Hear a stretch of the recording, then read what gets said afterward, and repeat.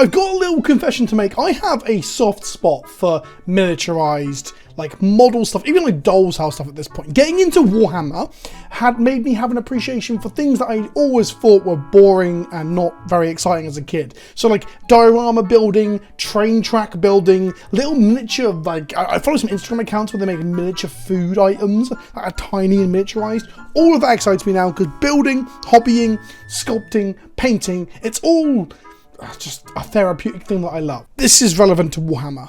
Just give me a sec. Today we got a non-leaked, clean, clear image of the Cadian upgrade sprue from the Warhammer community website. And I'm going to be incredibly positive this video because I fucking love this thing. This is gorgeous. Now, I don't currently collect Guard. I own a few Guard models to build and paint at some point as a hobby thing. I got some Kriegsmen. I got the Kill Team, and I picked up the Forge World one. I 3D put in my own, so I could try and build all three and then do maybe a comparison video between plastic Forge World and then my own 3D printed ones. That video never ended up getting made. Maybe it's something I make this year. But this upgrade sprue is actually more intriguing for me to want to build a Guard army than any of the new tanks are. And to be clear as to why, I don't like my troops to look uniform. I really hate it. It's one of my least favorite things about Space Marines, that they all look the same. I'm a sucker for changing shoulder pads and heads out. It's why I like my orcs so much, because I've customized them hugely. This giving you so many options to customize a Guard squad, to give every single Guard squad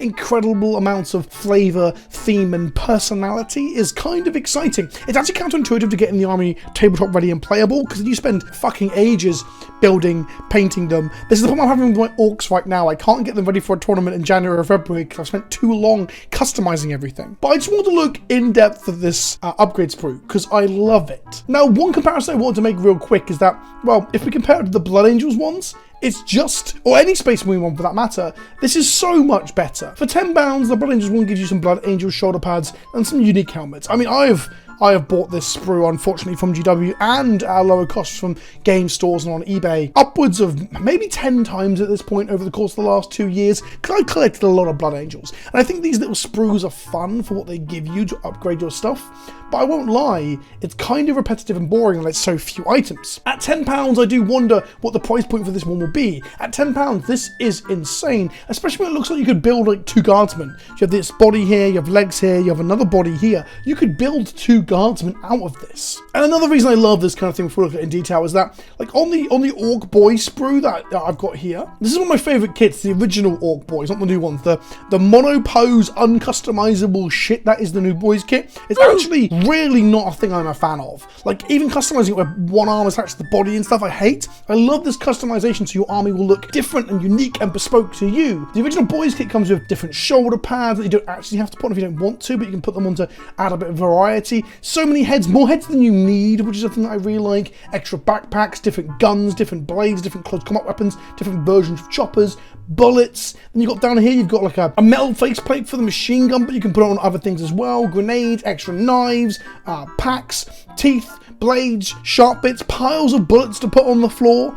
I love the original Boys kit just for all these extra added bits of flavour. So then they give us this. This is like a packet of salt. That's a very shit description. It is flavouring. It is like an entire spice rack. That's a better description. This is a spice rack for your Astra Militarum forces. First up, we've got a ton of unhelmeted heads, which is great because it's really cool to not have them all look the same. Maybe you want militaristic formations that all look the same, but I fucking don't. The other really interesting thing about these is that we've got a lot of female heads, 4 in total, which was actually one of the rumours that I'd seen in one of the rumour documents was upgrade sprue for guardsmen including female heads, or upgrade sprue for Cadians including female heads. Just another confirmation that a lot of the leaks and the roadmaps we've seen are true. We've also got a head with a beanie as well. Big fan of beanies. I love the beanie guy that's in the Orc Commandos that came out last year. And we've got a wounded soldier too, with a bandage around his face, which is so Astra Militarum. It's awesome. It's the idea that like even when you've lost an eye or you can't see properly or even aim properly, they're like, get back out there, soldier. And then we've got all these extra heads here, which I'm not very familiar with the Astra Militarum like look of their units. So I don't know if these are actually Casquin heads or veteran heads or something. Maybe someone in the comment section can tell me, but this gas mask look is excellent. What I will say is it's a shame that isn't, now I'm just asking for more, and I think this kit is great, depending on price, but there's a shame there's not 10 of these, because then you could have a whole 10-person squad wearing 10 different versions of gas masks. You can have a whole gas mask squad for your deep striking Cascon unit, or whatever unit you want to put them on. And then we got some traditional Cadian helmets, one with like a searchlight or optics on it, and then we got a guy with a hat with no face mask here. Awesome. Then we got this like variety of arms. We got a guy holding paper. I don't know whether that's a search warrant or a map or whatever, but you could use that for all sorts of things. This guy's holding, oh god, I'm gonna really fuck this. Is that some sort of hypodermic needle? Is that the other arm for the medic? Does that go with this blood bag down here to give you the medic model? Then we got like a spanner, which would be great for adding to the crew of basilisks or manticores or whatever if you've got crew on yours. This arm looks like it's leaning on a side. Arm giving direction, arm carrying ammo, a lasgun held up with the actual strap around the arm, which is really cool. I keep saying everything's really cool. That's not a very interesting piece of commentary, is it? But it's fun to see that the new models that we're getting and the upgrade sprues themselves give you actual holsters that you can put around arms, where old school Space Marines and all the stuff that I grew up with, you'd never have anyone actually have a strap to hold their gun to their body, so they could never, let go of their gun to use their hands to interact with them and perform an action like we see on the tabletop. It's cool to see in the newer Phobos kits and this stuff, these straps. Bandaged arm over here as well. The blood bag I want to come back to, like I said, the medical unit, but I'm loving seeing this as well in the commando, well, not the commandos kits, but the kill team kits and these upgrade sprues. These things allow you to have your medics and comms officers in them. It gives you the ability to also customize that a lot of flavor, not only for the extra bits you get in the 40k tabletop game, but also in kill team. Then we've got these kneeling down poses, which, to the best of my knowledge, this is the first time we've had kneeling down troops in an upgrade sprue. Like, I 3D printed some kneeling down sisters that I never got around to adding to my army, just to create different poses within the force. The fact that we're getting some of these in an upgrade sprue is sick, and I hope we see some in amongst normal troop squads in future. And then we've got a bayonet lasgun here. This is basically, well, it's a lasgun with a bayonet on it, but that plus these gives us 6 bayonets. And considering fixed bayonets is an order in the new book, I think it's pretty cool that you can model them to have bayonets to fix. However, I'm going to make the same complaint that I'm going to make with the gas masks. It's really weird that we only have 6. And we've seen this with Horus Heresy recently with the Mark 6 Marines. Each kit actually came with 10, each box and then each sprue inside the Age of Darkness box set as well came with 10 bayonets. So we know they can do it. So why they didn't do it here, I don't know. We've got extra backpacks. I use backpacks in my orcs, for example, to denote commandos. I kit bash orc boys into commandos, so I might end up with one of these sprues, and if I have some of this stuff spare, I might use these to make some orc commandos in my orc force. And then we've got sandbags. I'm not sure if we've seen sandbags on a sprue before, maybe a vehicle sprue somewhere. Someone can let me know. We've got a fuel tank, a fuel canister, a hand carrying a fuel canister, so no need to kit bash that there. And then we've got like a really cool and interesting extra bits. We've got a bedroll with the helmet. We've got an unused helmet. We've got, I don't know what that is there, but we've got another bedroll here. We've got rope. We've got wire cutters. We've got other little packs, a holstered pistol. Another one of these things that I don't know what it is. An extra shoulder pad here. I don't know what this is meant to go on to. Is it meant to be able to change one of these arms into a shoulder padded arm if you do want them to be on your normal troops? I don't know why there's a spare shoulder pad. And then we've got some things that are more functional for upgrades in the game and aren't just all these flavor and interesting unique pieces like the axes and the wrenches. We actually have a cape that you can put onto a unit to make it a command or a commissar style unit. We've got this here, which is actually an upgrade for some sort of supporting HQ unit. No legs. I wonder if you can put him on normal legs for the normal kit, or whether he's just for the armored division vehicles that you can put in. He's a tank commander upgrade. Someone can tell him that in the comments too. And then we've got 2 weapon upgrades. We've got a power sword for your sergeant, which comes with this new, something that we saw in the guardsman kits and kill team. This is a hand or wrist mounted generator for the power sword. Up until now, power swords, chainsaws and power fists were all powered by, well, power fists you can see them, but chainswords and power swords had the like energy pack on the hilt of the blade.